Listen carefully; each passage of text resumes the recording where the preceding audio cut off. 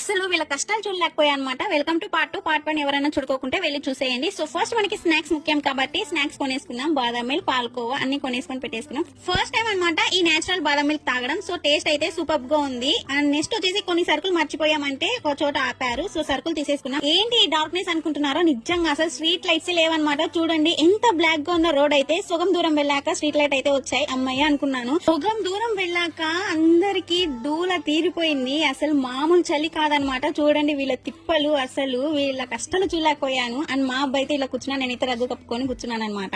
చెప్పాను చలి ఎక్కువ ఉంటుంది, స్వెటర్ పెట్టుకోని అనేసి.